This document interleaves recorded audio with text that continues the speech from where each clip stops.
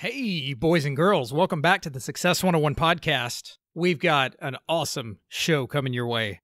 We're going to be talking today with my good friend, Dr. Wade Lightheart, who is all about the brain and body connection and how probiotics and how gut bacteria truly influence or harm our pursuit to peak performance. Speaking of gut bacteria, I've talked a ton on this show about your gut biome, the ecosystem of bacteria and microorganisms that lives in your GI tract, your gut. Plainly put. I've covered how to balance your gut bacteria for better performance and probiotics for muscle gain, weight loss, even allergies, which we have horrible this time of year here in Dallas, Texas. And it turns out that your gut bacteria affect your thinking and your thought processes and your thought recognition and cognition as well. So researchers have aptly begun to call the gut biome your second brain. This show today is brought to you by an incredible meal replacement shake that really helps to fight gut bacteria and the war that it ravages on your brain every day because of all the crap we put into our body, especially here in America in our Western diet, where we don't eat the things that we should. Ample is here to help. If you've listened to this show for very long, you know that Ample was a game changer for me, not only based on its incredible ingredients, but also the fact of how quick and easy it is. Pour a little milk, a little water, a little cold brew coffee in this thing, and you are out the door. And it rocks and fuels your brain and body for peak performance all day long.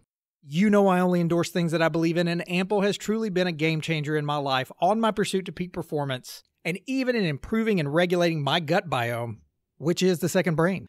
If we're going to get to higher levels of peak performance, it doesn't happen by default, it happens by design, and there is nothing more important than the brain to get us there.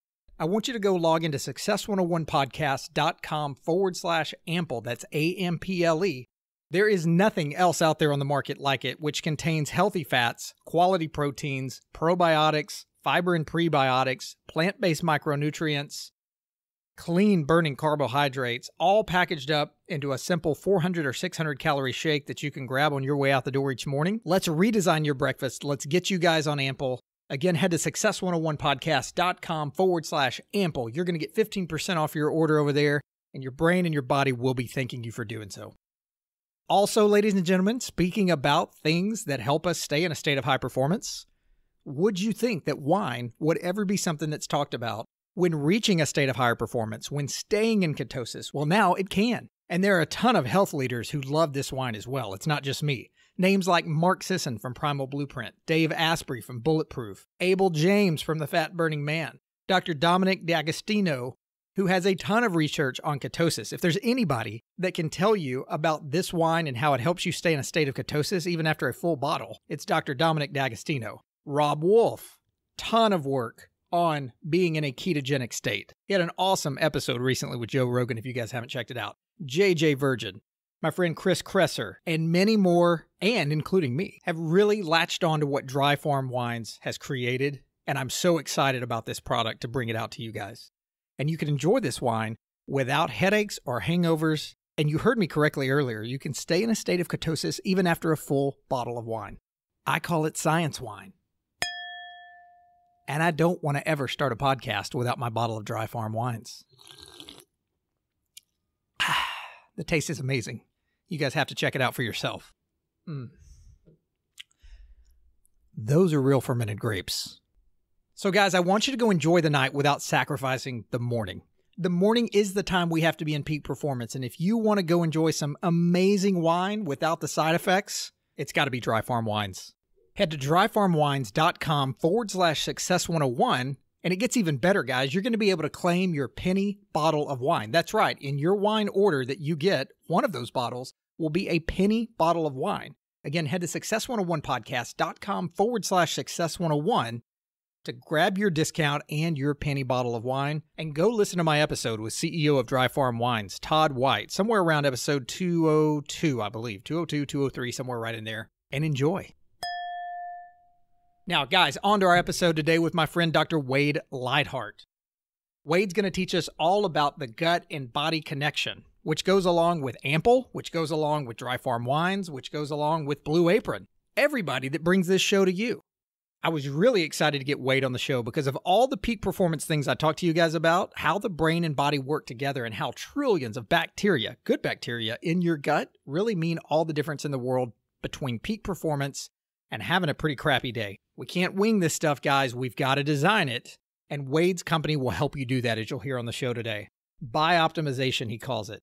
Not only boosting your brain and energy, as I mentioned, but also flooding your muscles with all 22 amino acids from organic plant proteins. Wade graciously shipped me out an entire box of these enzymes, their whole collection, after we recorded this podcast. And I can tell you that everything he says on this podcast today is absolutely 100% true as to how you get your gut regulated, your brain regulated. If you want to hit higher levels of peak performance, then stay tuned. We've got a good one for you here today, so let's jump right into my show with Dr. Wade Lightheart. New concepts and ideas to help you reach your full potential. Reach your full potential. Reach your full potential. Small win, small win, small win. Keep your momentum going. The Success 101 Podcast. Welcome to the Success 101 Podcast. This is your host, Jarrod Warren, and each episode, my goal is to bring you a new concept or idea to help you maximize your full potential. Thanks for joining me here today. Now let's kick things off.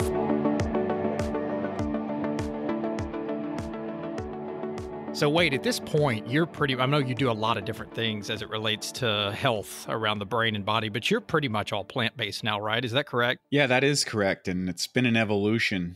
And I'm certainly not one of those vigilante vegetarians or anything. That was not my goal or my practice. It's just what I've found has worked best for me over the evolution of starting out as a boy in Canada, in rural Canada, shooting wild game and all that stuff, and growing up kind of in a farming type community where we had, raised animals and killed them and then hunted and fished and all that sort of stuff, to evolving into a bodybuilding diet, into a health performance diet, and then to what we have today. So I always believe that maintaining flexibility and openness to what might be your body's needs at any given time is important. Yeah, I'd mentioned my wife and I just got back from 5 days up in Canada, and you're right. It is just kind of the rugged outdoor, I'm sure there's a lot of people up there that are following that same plan, but you don't think of a lot of people when it comes to living on the land and doing those sort of things saying, yeah, I'm going to get a little bit older and then just do all plant-based diets. But maybe it's more common than I think. It's just the journey that I was on. And when I started doing that, it was very rare and it was quite difficult. It's a lot easier now with the cultivation of food products and supplement products and all that sort of stuff to fortify your diet on any deficiencies that someone might have. So I like to think I was one of the pioneers, certainly in the athletic community. And now it's just becoming more common as the population grows on the planet. Yeah. And the thing that's a little bit hard for people listening in is you hear so many different things. I mean, so much today is being said about the carnivore diet, and you look at some of those people and they swear by it, but then you check their blood and sometimes it's not good. It just depends on what else they've had going on previously in life. Or sometimes you've got people that are vegan. So much around the last several years about vegan and people going vegan. And then you look at the nutrition around that and it's like, okay, sometimes that's not so good. And then you get the plant-based and people say, well, you can't get enough protein. I think that's where a lot of confusion comes in. And maybe you can clear up some of that as someone who really went from being all around eater and then being, 3-time Canadian Natural Bodybuilding Champion. You've really done a deep dive, much more than we'll probably cover here today, in the nutrition world, especially as it relates to gut health and the brain and the body. But why don't we kick it off there? What led you to the plant-based diet only? How hard was that to switch into back during a time where it wasn't as easy as it is today? And then what do you think the advantage is for you personally? What have you felt and seen through your own research or blood testing or anything you've done on the plant diet versus maybe some other people who, I don't know if swear by other things is the right phrase to use, but they just really believe in other types of diets. Where do you think you have the edge, and why do you stick to that still today? Oh, great question. And I'll try and summarize the evolution if I can, and then why I led to that and how we got there. So basically, as I said, I got into exercise and performance and as a young man, and in my teens, I got into the sport of bodybuilding, which is a heavy protein requirements, and, reading Arnold Schwarzenegger books and all that sort of stuff, and lifting and training and going and studying exercise physiology and nutrition at university, and then eventually mentoring. And all that led through a long journey that ended up me competing for Canada at the Mr. Universe contest. And after the Mr. Universe contest, And how old were you at that time? that was in 2003. So I'd be 31 years old at that time. So a long journey to get there. I certainly didn't have great genetics or anything like that for the sport, but I had a lot of curiosity, discipline, and desire. And that got me to the world class level. I'd say there's another level of athlete above me that I would say the people that were the victors at that point, but that's a little bit on genetics, but I could get to the best of the world. After that contest, I gained 42 pounds of fat and water in 11 weeks.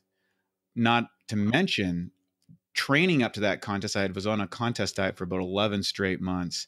At the last 6 months, I felt terrible. I was aching. I was tired. I had brain fog.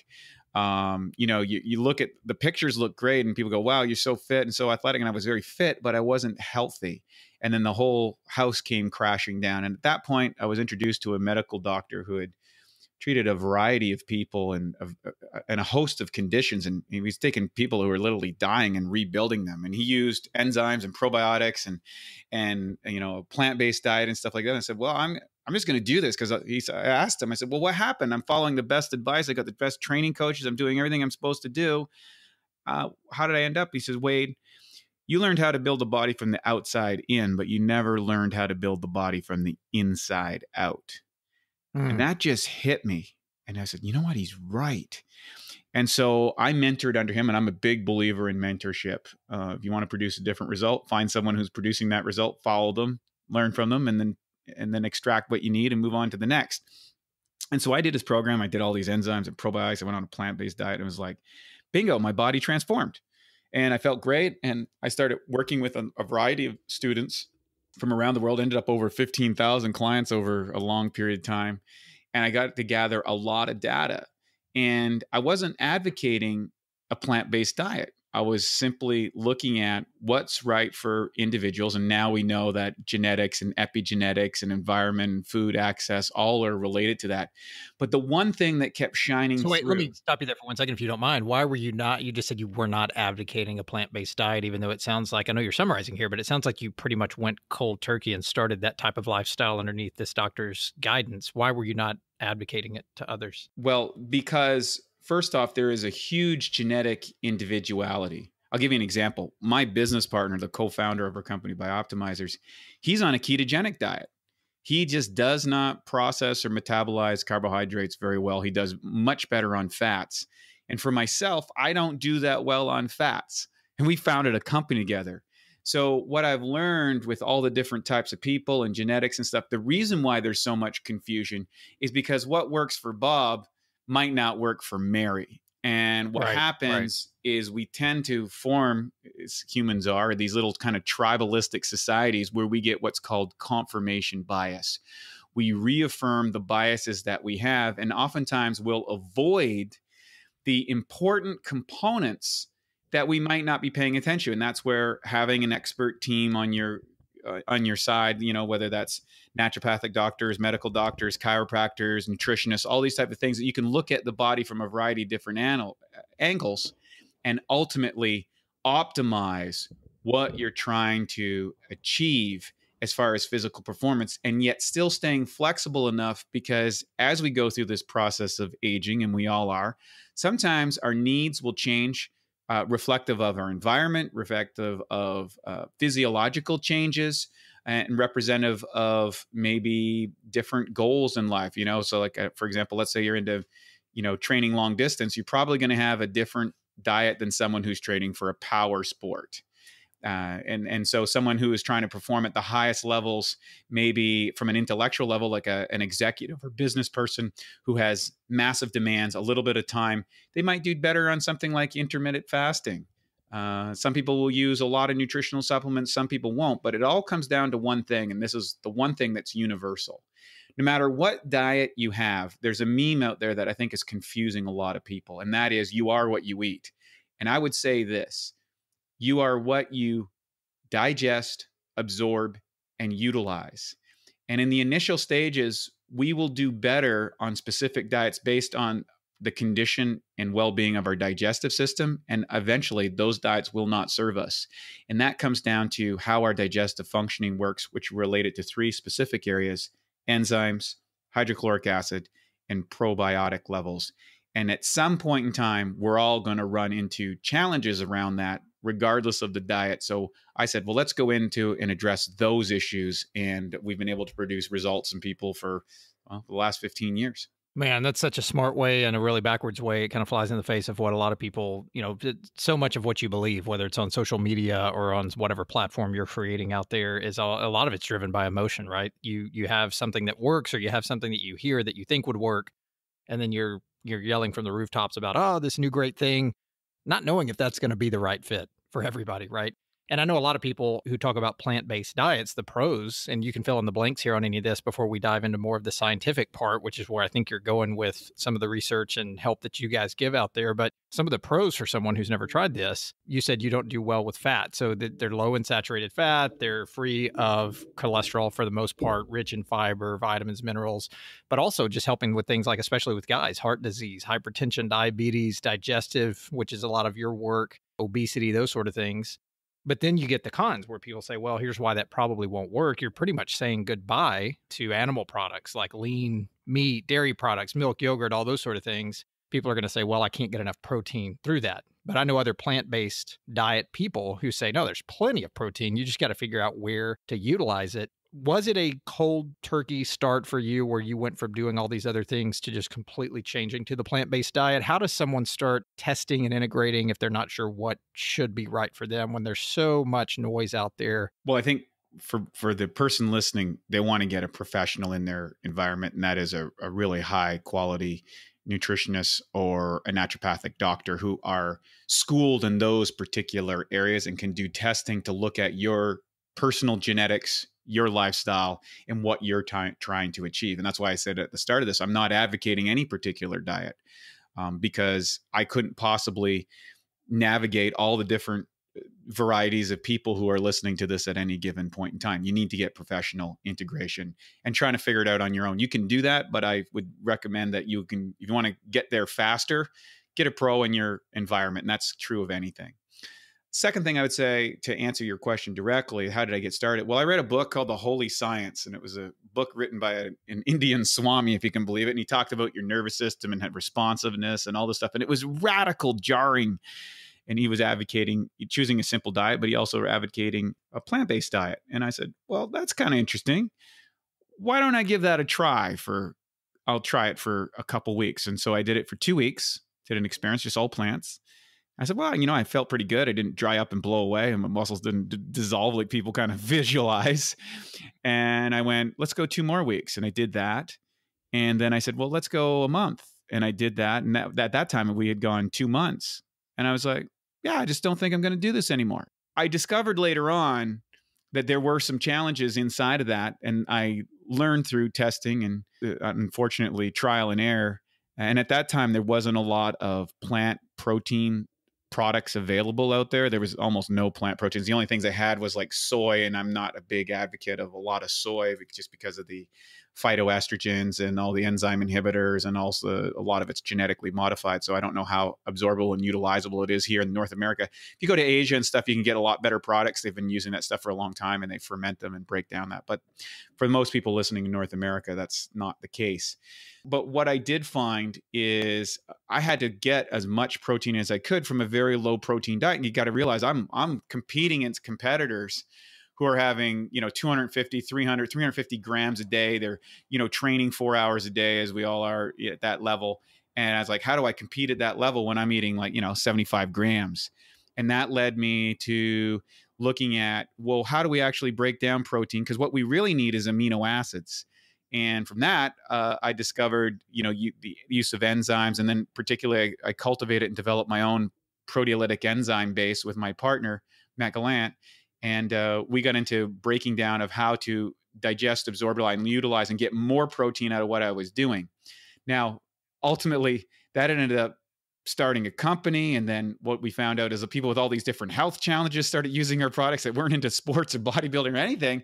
And that led to a role in the American Anti-Cancer Institute. So we started off with a toaster and ended up with a rocket ship. Wow, that's pretty awesome. And you are, as I mentioned in the intro, you're the advisor to the American Cancer Institute, and your book out there, Staying Alive in a Toxic World, talks a lot about this. I think the company you were just referring to, that's BioOptimizers, right? That you started with Matt. Yeah. Yeah, we'll link all of that up in the show notes as well so you guys can find it. I think it's just so interesting. I follow the work of a lot of different people, and your fellow Canadian Jordan Peterson was on an episode the other day talking about his daughter who had at a very early age onset arthritis and went through all this stuff, hip replacement, and her ankle deteriorated and all this. And then as she became an adult, they started finding out what worked and what didn't. Both of them now just eat meat, salt, and water basically every day, and their blood is fine based on what he says and things like that. So it's so interesting how different bodies react to different things. So talk a little bit about optimizing your digestion for your diet, whether you're on a plant-based diet or something else, but what's working for you right now. How did you start getting into the benefits of that, and what you and Matt, in the creation of your company, what you guys have studied? How has that been so helpful for you in your pursuit to peak performance now, later in life, outside of the bodybuilding and all of that? And what's it doing for you today that really allows you to thrive? I'd love to chat on that. Segue from your last comment. Love Jordan Peterson. I think he's doing a great service in the world and probably the most misrepresented person on the planet. Absolutely. He's really mischaracterized. And he leads to a good point is he's found a dietary success based on obviously some genetic factors. And I've dealt with that with literally thousands of clients, genetic or epigenetic factors about how people process. But when you talk about whatever diet a person leads to, and oftentimes people will go to a restrictive diet when they have compromised digestive systems because they are able to metabolize that. And I would say that's the case with Jordan, and as it is with a lot of people. So some people will gravitate to a keto diet. Some people will gravitate to a plant-based diet. Some people will, a 40-30-30 diet. The reality is, underlying all of those things has to be your capacity to break down and utilize those foods and to remove the waste products. And the reality is, Time Magazine just reported that 70 million people in America are on prescription medication for digestive-related conditions, and that 85% of the population are going to have some sort of digestive distress over the coming year. That's telling us a lot that we're... It's amazing. And you go, is this the diets? Is it this diet? Is that diet? No, I think we're dealing with the actual functioning of the digestive system and why it gets compromised. So first, let's talk about why our digestive system gets compromised. Herbicides, pesticides, and fungicides. Those are sprayed on our food regularly to kill bugs and everything. They kill bugs by interrupting the enzyme aspects of those animals. In other words, enzymes are responsible for every living being. It's the difference between the living and the dead. So the difference between stones and grass is enzymes. And enzymes perform over 25,000 functions in the body. Everything from thinking to blinking requires an enzymes. And as adults, we have an enzyme bank account. Like, in other words, we have a limited resource pool of these enzymes. Now, what makes humans very different from every other species out there? And that is, if I'm a zebra or I'm a tiger, let's say, and I'm going to go kill the zebra, I just go out, I knock the zebra down, I eat the entrails, or where the enzymes and probiotics are, and then I go eat the rest. And I eat that in a raw state. If I'm the zebra, maybe I'm going out and eating some grass, and I get that grass in a raw live state. And that means the enzymes are intact. So as soon as it goes into the body, I have the digestive capacity to break that down. Now, humans are the only species on the planet that cooks their food. And when you heat food over 114 degrees, you destroy all the enzymes. Now, there are advantages to cooking that you're able to take a surplus of calories, and that might increase the brain growth and that sort of stuff. But at the end of the day, it also puts an extreme demand on our digestive system. And so humans, relative to other species, have a pancreas that is 4.5 times the size for our body weight. So if you look at our body weight compared to other animals, it's 4.5 times. And this is largely part because we're having to produce enzymes in order to break down our food. And you go, well, Wade, why do we need enzymes if we're breaking it down? Because I'll give you a scenario. The turkey dinner syndrome, I call it. Thanksgiving, Christmas, that sort of stuff. You go have the big turkey dinner with the family, and they got the pie and the potatoes and, grandma's pickles. And, you go back, it's so good. You have an extra serving. And then what happens after? Everybody in the family's making a run for the for the couch or the floor or whatever and passing out and drooling. Now you'd think, well, I've just taken in probably the biggest surplus of calories that I possibly could take. If energy was derived just from the food, I should be able to go out and run like 2 marathons in a row, but nobody would do Right. that. Right. So why is that? And why do I pass out? Well, what happens is the enzymatic pool is now saying, we've got this massive bulk of food to deal with. I'm going to divert energy out of my brain. I'm going to divert energy out of every virtual function that I have. And I'm just going to divert all my resources to break down and digest that food. That's my goal. And that's what I'm trying to achieve here, because the body's very efficient. Now, you wake up a couple hours later and what is it? You're hungry again. Well, why is that? Well, you haven't been able to absorb, digest, and utilize the food that you've eaten, and you're actually in a form of starving. And this is what happens with all kinds of people. And the 3 main enzymes that break food down is protease, which breaks down protein, amylase that breaks down carbohydrates, and lipase that breaks down fats. Deficiencies in any one of those enzymatic productions shows up in our body. So for example, if you're not breaking down your protein, oftentimes you wake up in the morning with brain fog. A lot of people end up with depression, chronic halitosis, and also you'll get constipation, you'll get inflammation, and oftentimes you'll get bad breath, all kinds of different things. And ultimately that also leads to a variety of other conditions, which could trigger things like heart disease, diabetes, and things like that. So left over 10, 20, 30 years.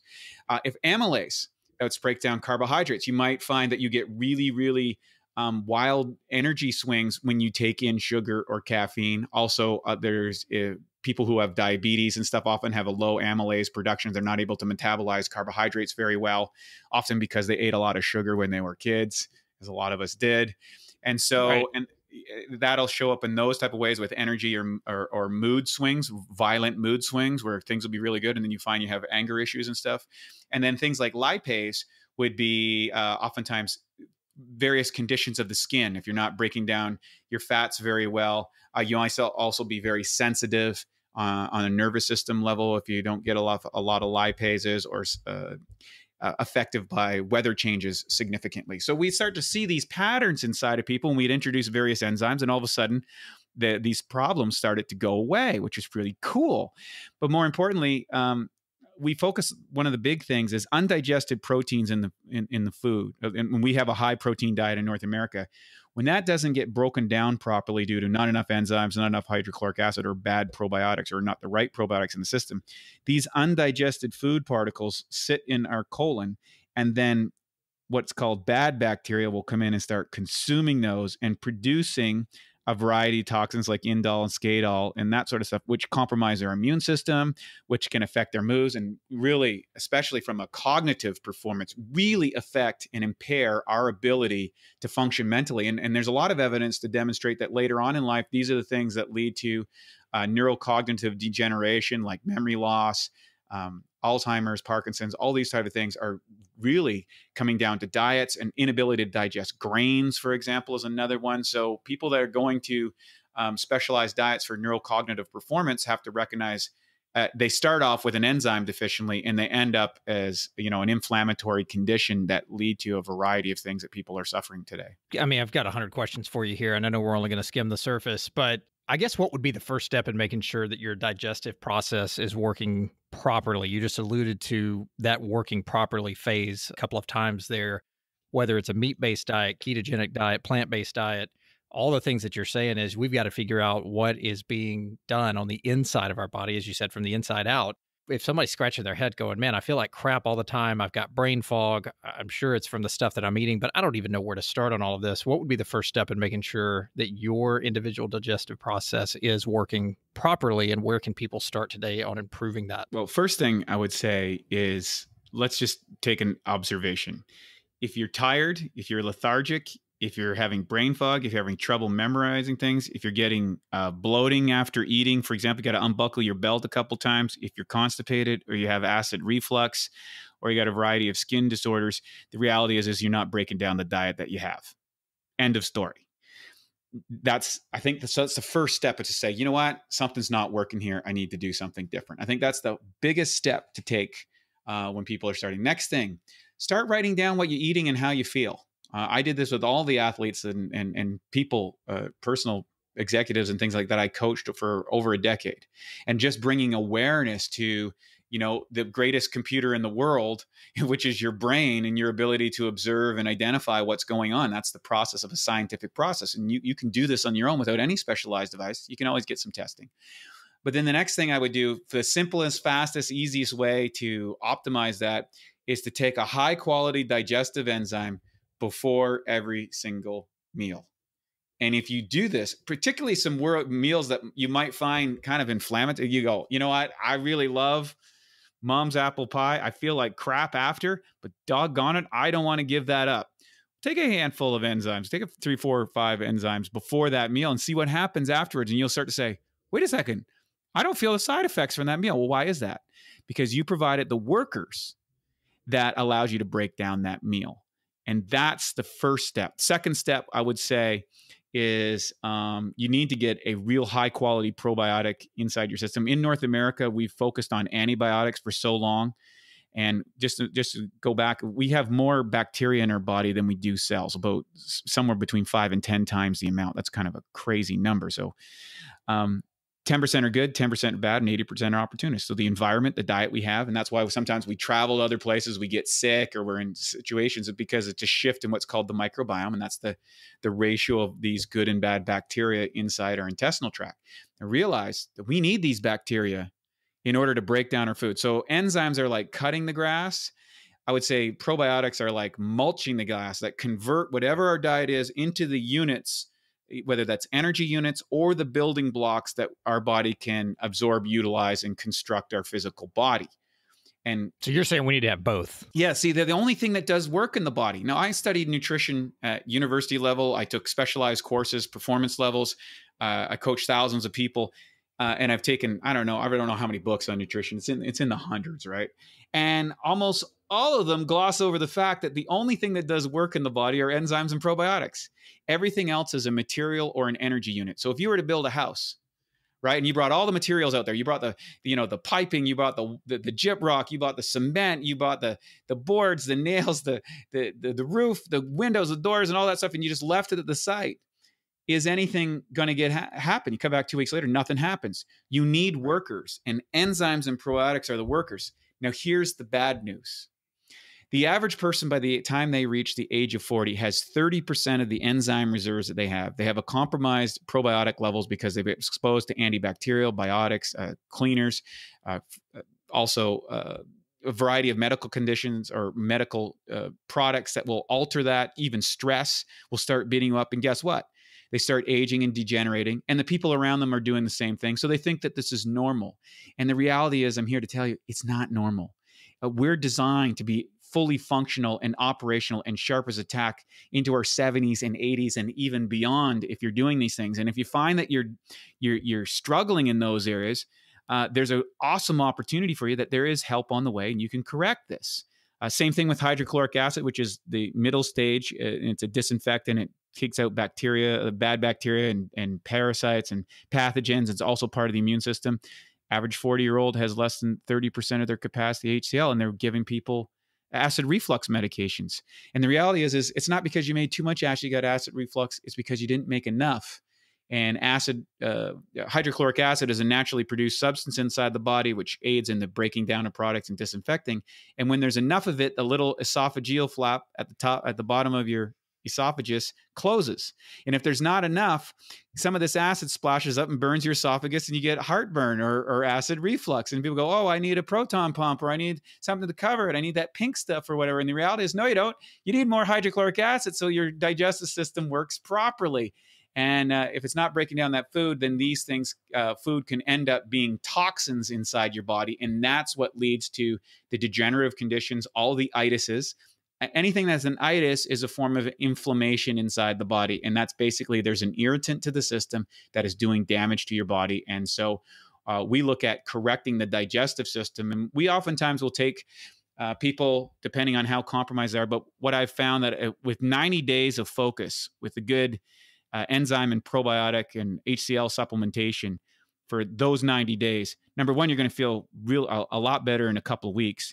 You're going to feel really good in about, the first month to 2 months. And then it's going to be outstanding in the 3rd month. Because once you have your digestion back, it's, all of a sudden it's easier to lose weight. It's easier to have more energy. You're waking up in the morning with less sleep because your body doesn't have to work so hard.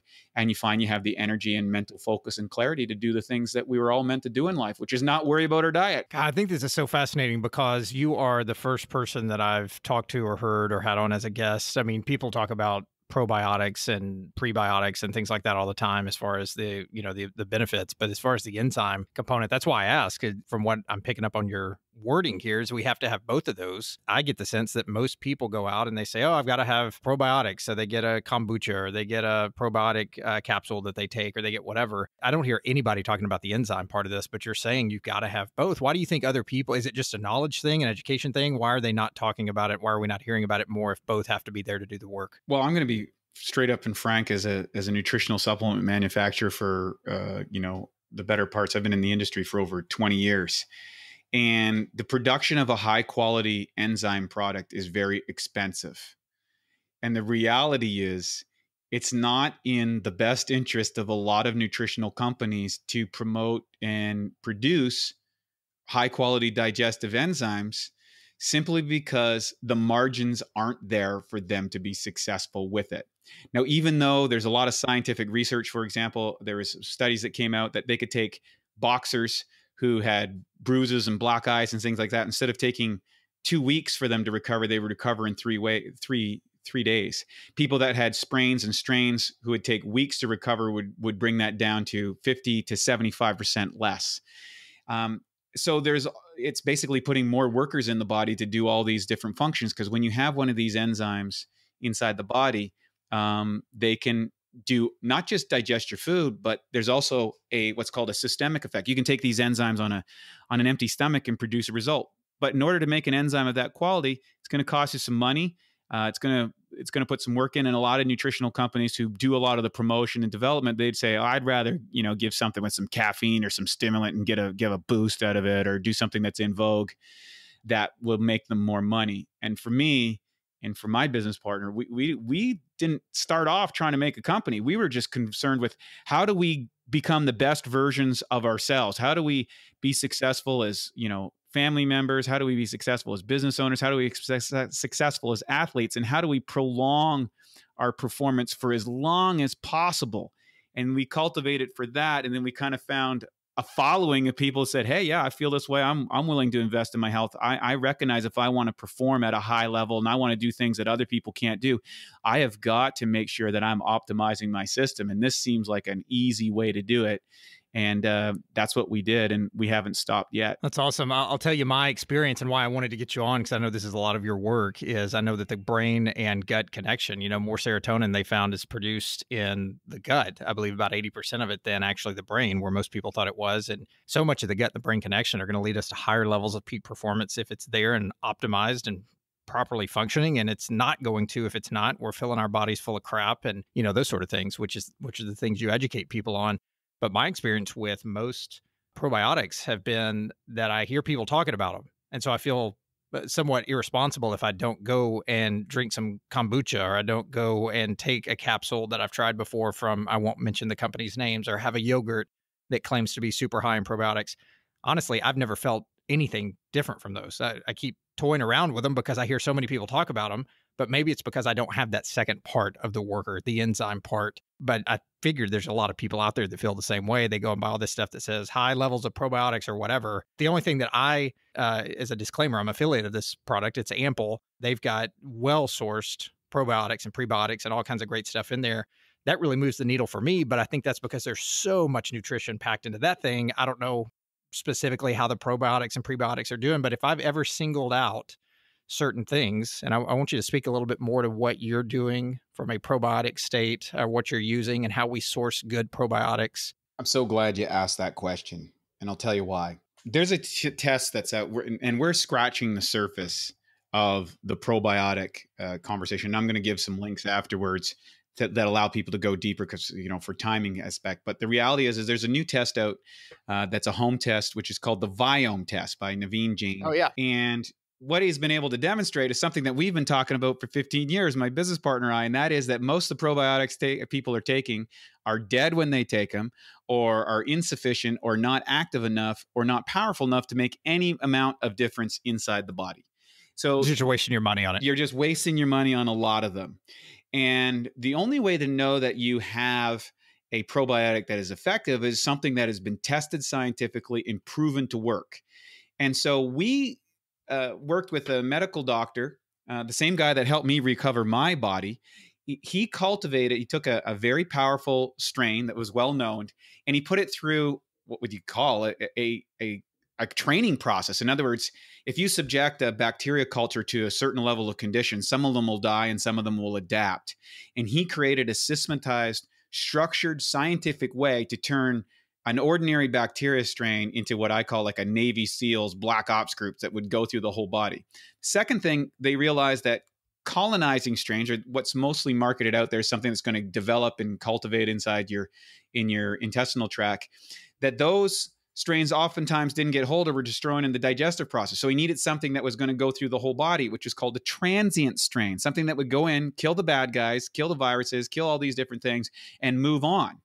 Just like a special force military unit would do, right? The Navy SEALs don't hang out to guard things. They go in, take care of the problem, and then someone else runs things that in a little bit more easier manner. So he developed this product and we worked with him. And the bottom line is we were able to prove in a patented process, this is a scientific patent, the product, not only is it maintainable in the gastrointestinal tract, it's also antiviral, antiretroviral, it's proteolytic, and that means it breaks down protein, which is where most of the undigested problems come from. Undigested protein in the system is what leads to these different functions. And if you break down your protein properly, that is where you produce these things like neurotropic factors like serotonin and other important neurocognitive neurotransmitters. And we're big into the brain-gut connection and why that's important. And we were able to demonstrate scientifically in a patented process to say, hey, you can't get a patent if you can't prove it. So no patent, no proof. So if you're out there searching for a probiotic, find one that has a patent. And if it doesn't have one, well, who knows what you're getting. You're better off, I would say on a probiotic level, is going off and finding fermented foods that support your dietary practice. So for example, in all the cultures where probiotics have been successfully used throughout human history, if you go to Asia, they have, things like, kimchi and a variety of different products. If you go into, Bulgaria, which is the first studies on L. bulgaricus, which was developed by Bulgarian peasants that made this special kefir with a probiotic fermentation. And these people lived long lives. And if you look at, maybe Germanic background, they used a lot of sauerkraut. So, again, going over to Korea and these type of things, in Japan, miso. So there's fermented foods throughout history. You talked about kombucha. I'm a bit of a kombucha connoisseur. I like to experiment with a lot. All of these can be supportive of the diet that you might be eating. And they were cultivated in local environments so you could provide a source of probiotics for that. However, in the modern world, we don't know the state of our food, what it's been subjected to, irradiation, preservatives, chemicals, additives, all these different things that we're competing with. So the reality is, if I'm going to make it here in North America, I need to have a probiotic that can go in, wipe out the bad guys, take care of the good guys, support that. And that's why we focused on that particular single strain of probiotics that we cultivated and proved to work. If you're taking a probiotic on a regular basis, should you also be eating fermented foods? I mean, I'm sure it maybe doesn't hurt to do both, but is it something that both need to be there as well? Or do you kind of solve one with the other? I'm a big advocate of, experimenting with fermented foods. And the reason is oftentimes with fermented foods, you'll get what's called a colonizing strain, or strains that are supportive of that particular digestive, area. And one of the reasons I like drinking kombucha, but if you're looking for maximum benefit with minimal amount of time, that's why we cultivated the probiotic strain that we did, because it's not just about breaking down the digestive system or breaking down your food. This actually seeks out viruses, retroviruses, bacteria cultures, and goes out and annihilates the thing that causes problems. So we're taking a much more aggressive approach, and something that's applicable virtually universally. And the results speak for themselves. I mean, the reality is people who used to get sick all the time, who traveled a lot in planes, don't get sick anymore. We've had people on the floor and I can't tell you how many times I've seen this going to events in Mexico, weddings and things like that, where people all get sick from a buffet or something.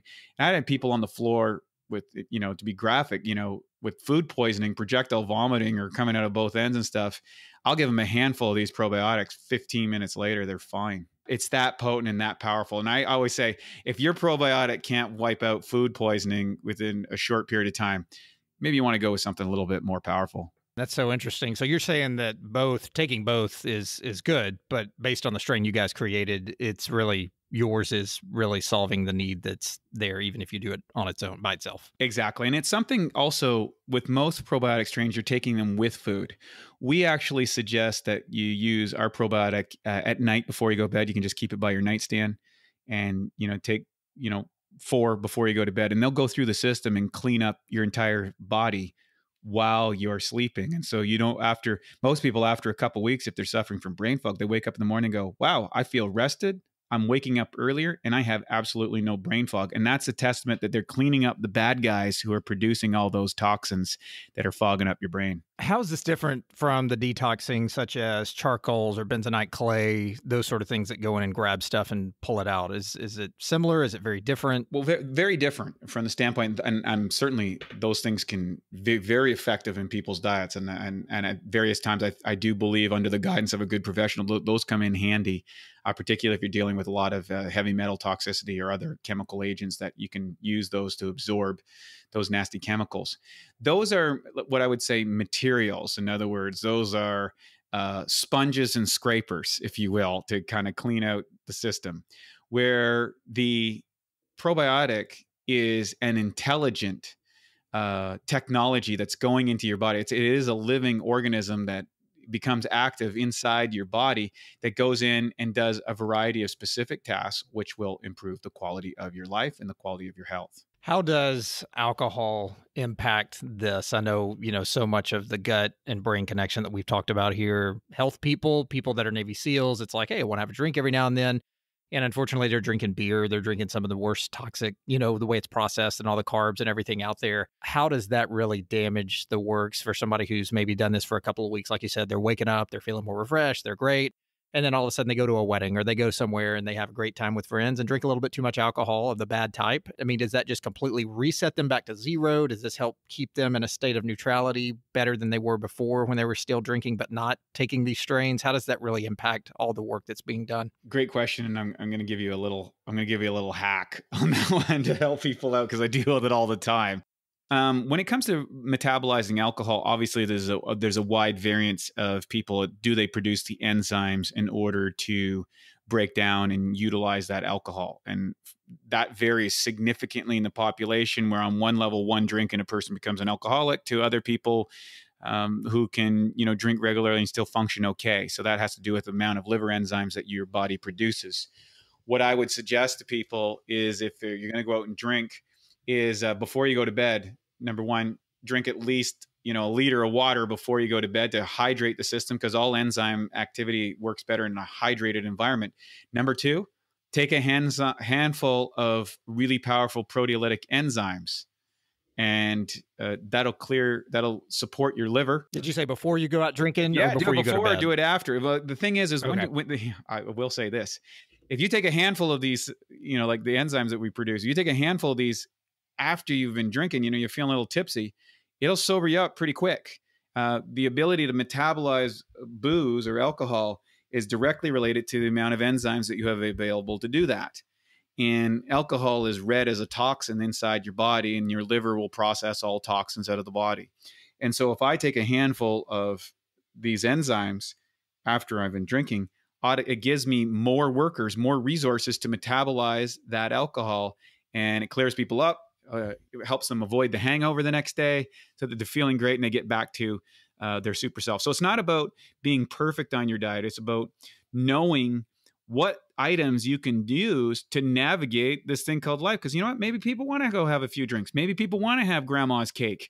Maybe, all that sort of stuff. And how can you kind of do that without guilt and without the side effects, Meanwhile, as you keep building a next level of health and performance for yourself. And that's what we're all about at our company. And it's why we do the education component so deeply. And we share this message with everybody because I think everyone can benefit. I've heard you say before, you're not a huge fan of refrigerated probiotics. Can you speak to that? Yeah, the reason being is the idea of refrigeration is to keep the growth of the probiotic from expanding. So probiotics will have a doubling rate it can be either weeks, days, or hours, depending on the aggressiveness of the strain. And the idea of putting a refrigerated product is so that you can keep it from growing and dividing and eventually going bad, because they have a limited shelf life, and that they're put with a certain amount of food, prebiotics formulation, to keep them alive.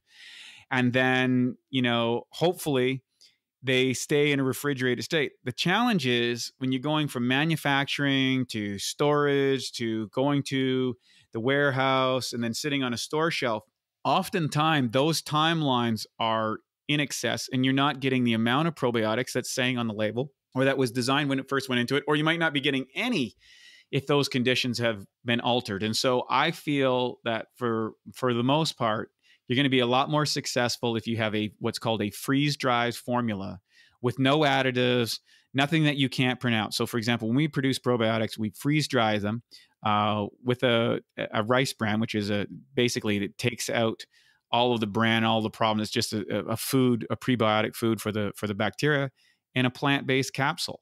That's all that's in it. And what that does is it puts it in a suspended state. And as soon as you pop it into the body, the heat and moisture of your body will activate it. And that strain will double in your body every 20 minutes. Very, very aggressive. Where something like kombucha would take 3-4 days for it to go through that doubling process.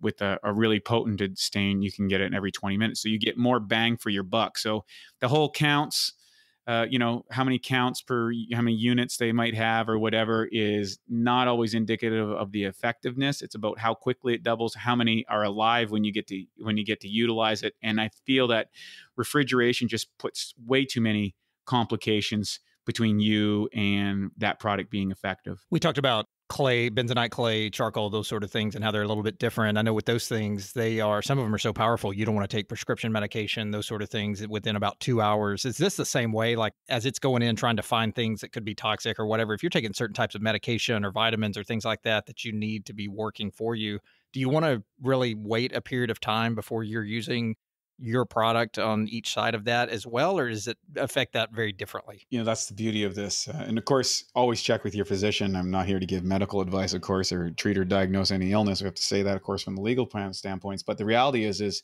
there really isn't any contraindications for enzymes and probiotics. What I will say, enzymes before your meals and probiotics that are probiotic before bed are the most effective formats to utilize those.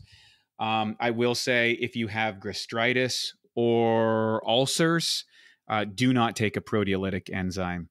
And the reason being is that the protease will start digesting your ulcers or your gastritis condition, that inflammation condition. You want to take a particular gastric enzyme for maybe a month or so before you move to a proteolytic enzyme, because that's the one contraindication that you will get. Are there any other conditions of the body that you know of? And again, as you said, you're not here to give medical advice, so this is just kind of your take on this, right? But any other conditions that people might be dealing with out there, such as the ulcers you just mentioned, where they really need to steer clear or really need to do this in a different way that maybe they don't know about? Yeah, I think if you have an ulcerative condition or a gastritis situation, which is a kind of an inflammation, you want to go and get an ND in your corner. One of the things I talk about in our awesome health education course is getting what I call a Jedi council of advisors who can provide you insight outside of your general practitioner. You have to realize your GP or your medical system, they're not taught nutrition. They're not taught any of these things.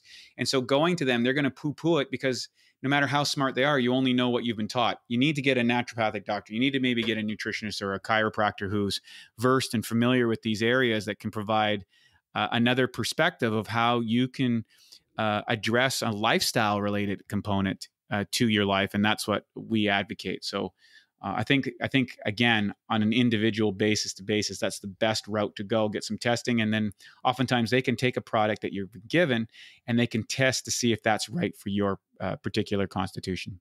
I know one of the things that I've heard about you is you do a long water fast twice a year and a 1-day water fast once a week. And you do maybe some other types of fasting, including that, the water fast. What are some other biohacking tools that you're using right now or life hacking tools that you're using to really help step up into that peak performance arena? Yeah, I'd love to share that with you. So I created what's called the Awesome Health Formula. Awesome is an acronym: air, water, exercise, sunlight, optimizers, mental beliefs and attitudes, education, testing, coaching. And these are the 7 areas that we address based in systematic order. In other words, figuring out your air process, because you can go, weeks without food, you can go days without water, but you can only go minutes without air. So I think learning a deep breathing process is very, very important. If you look at almost all of the high performers out there, they're forming some sort of meditation practitioner. And that's basically to get yourself, switching from sympathetic or parasympathetic to sympathetic organisms. In other words, in our day-to-day life, we're very beta, and we want to get into an alpha or a theta state, a more relaxed nervous system state that we can kind of access another aspect of our brain chemistry. And the easiest way to do that is through a breathing practice. Doesn't cost very much money. You can go online and get some breathing practices that have been proven effective. You can use this in order for healing processes. I think Andrew Weil has documented scientific evidence of 8 different types of breath that have been proven to reduce all kinds of medical conditions. I think that's a very, very important process, air. Second part, I would say, is getting your water figured out. The bottom line is we're lucky in North America that we have municipal water, but they add a lot of chemical agents that have deleterious effects on our body, fluoride and chlorine being the big ones, and then a variety of medical products, which are, through recycling, get into your water system that can have problems. So a good filtration system. I like to use a membrane filtration system first with a mineralizer, and then adding an ionization unit, a water ionizer, because you can make a lot of electrical-based antioxidants, which cut down inflammation. I think that's a must. And I literally travel with my water machine, and I travel with a shower filter. I put it on showers and hotels and everything, because I know that chlorine and fluorine, all those chemicals, are not good for my body. So you've got them in Travelsize as well. I think that's the thing. People, they get this big setup in their home and they're real proud of it. And they're like, oh, look at what I have. And then they can't travel with it. So yours is. Yeah. I put this all I've literally put this all in my carry-on bag. I have a shower filtration system. I have a water ionizer. I have my enzymes, my probiotics inside that. I have mineral drops, these vitamin and mineral drops that are liquid format that I can add to my water. I oftentimes I'll use a mini trampoline. I like to use a cellar sizer. It actually is portable as well. So a mini trampoline is probably the most effective form of exercise. 15 minutes a day is all a person needs. And so I start with the day with, I do a little bit of meditation practice, deep breathing. And then I drink at least a liter of water before I do anything. And oftentimes I'll drink 2, 3, 4 liters of water if I'm intermittent fasting. Like I might eat, right now I'm doing 1 meal a day. I only eat once a day. And that's been great. And then how long are you planning on keeping that up for? Is it just you're just cycling through? Yeah, I'll do that for, about 12 weeks. And then I'll go back to a regular diet. So I'm always running various experiments and tests. I never stop because, if you want to be on what I call the bleeding edge, hey, let's hear what someone has to say. Let's experiment and try it. And I usually try it from a plant-based side, and my partner, he tries it from a keto-based side. So we're covering both ends of the spectrum, and we compare notes and do our analysis, and give our feedback to each of us. And then we try and incorporate that in our education system of what we learned or where we failed. Sometimes it doesn't work, and we share that as well. I know it varies, like right now with your fasting and things like that, but when you're on just a regular eating schedule where you're doing maybe 2 meals a day or 3 meals a day, however you're setting that up, what would a typical plant-based day look like for you in just a normal, like, hey, I'm not testing crazy things out today or anything like that. I'm in my normal state. What does that look like for you? Yeah. First thing in the morning, I'll make myself a big smoothie. It'll be my first meal of the day, which will contain usually about 30 grams of a combination of plant proteins. I like pea, hemp, and pumpkin if I can get it. Of course, rice you can use. I'm not as big a fan of rice protein as some people are, but I'll put those inside that. I'll put some some fruit. I do well on fruit. Not everybody does. And blend that all up into a drink and slam that back with my enzymes and my vitamins and minerals all combined, and some essential fatty acids, either MCT, brain octane, or Udo's oil. One of those oils, I'll add that all together and slam that back. It gives me lots of nutrition. Then my second meal a day would be a ginormous salad. I mean, I eat at Whole Foods a lot because I'm on the road a lot, and I just land and the first thing I do is I go to Whole Foods and I have myself a big salad, so I don't get caught up if you're in business meetings and stuff, and I want to fill myself up. And I'll add usually to that salad 3 eggs. So I will eat eggs. So I add 3 eggs, and I'll do a bunch of nuts in it, and then what I call a rainbow salad. I'll try and grab fruits and vegetables, particularly from every different color stream that I can get. So inadvertently, I go up to the counter and people go, "Wow, that's a beautiful salad." I get this everywhere I go. It's amazing. And I'll eat that in the middle of the day. And then in the evening, oftentimes, you do business meetings and stuff, or you're meeting up with people.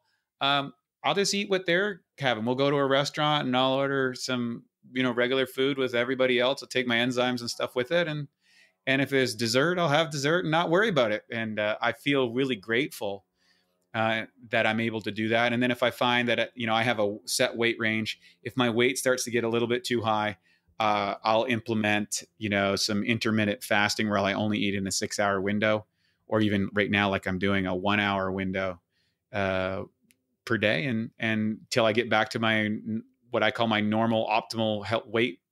And then onwards I go, so I always keep that kind of cushion, because travel is extremely challenging and I travel a lot. And for those who are traveling, having those parameters is very, very effective, and having these tools at your disposal comes in handy. So for people who want to find out more information, now I'm an education first company. We don't just sell products, we help transform lives. And our focus is we fix digestion, but our goal is to end physical suffering and to activate awesome health. That's our goal, our mission, our role, and we do a great job of it. So for your listeners, we're going to do something special that they can get access to our awesome health course for free. It's $6,000 worth of coaching. We usually charge like $300 for it, but I'm going to give it away for free at bioptimizers.com/success101. So bioptimizers.com/success101. What you're going to get is you're going to get the complete awesome health course. And it's a series of, it's basically 12 weeks of videos, 84 different videos in 5 to 15 minutes. And you can go through the course systematically. You can pick and choose. You want to learn more about probiotics. You want to learn more about enzymes. If you're suffering from, acid reflux, constipation, or any other digestive, gas, bloating, any heartburn, any of those conditions, we have interviews with a naturopathic doctor that can demonstrate all the things that you do. And then all the little tools and tricks and people that I've been able to learn from are inside that course, and it's yours for free. So you can just learn at your own pace. And then we break it all down into a 15-minute a day routine that virtually anybody can do to optimize their program. And then of course, along with that, you're going to get some bonuses and discounts for people who want to experiment and try our products. Thanks so much for offering that. And I love the way you said it's not just about offering the products, it's about helping people understand how to do this. And I'm looking at it on the website here that you guys are going to go to whenever you go to that link that he just mentioned. And again, I'll link all that up in show notes, but it's got all the videos here. Everything is here. But going back to our point earlier, which is what I've known for a long time, whether it's the supplement industry, back when I used to work out way more and lift weights 6 days a week and all of that. And, as a young guy, I thought I had to be on every supplement under the sun. And then you get older and realize, hey, I'd wasted tons and tons, hundreds, maybe thousands of dollars on just crap, not even healthy stuff that I was putting in my body. But then you get out as an adult, and you start trying to look into this type of stuff, whether it's probiotics or kombucha or that. You said it earlier, you waste a lot of money on things. Basically it's like you don't know the education or behind it. So I appreciate you sharing that as far as how you can educate people on how to do this. Wade, thanks so much. We got to get you out of here so you can go to India. I know you got a long trip ahead of you here from California. So we thank you for your time. I know people are going to get a ton out of this. It's not only actionable steps and education behind this, but actually the course that goes along with it. So I hope you guys listening in take the time to do that, since it is offered for free. We'll link everything up in show notes, including the link that Wade mentioned. And thanks so much for your time and for changing lives out there. Thanks, Jarrod. Really appreciate being here. And thank you for doing what you do in the world. It makes a big difference to share your information and your mindset. And the questions were awesome. So really appreciate that. Guys, what an amazing show with Dr. Wade Lightheart today. If you guys would like to connect directly with me, please shoot my team an email to info@success101podcast.com, or you can catch me in the world of social media on Instagram under Jarrod Warren Consulting or under Jarrod Warren at Facebook. I'll catch you guys on the next awesome episode. Until then.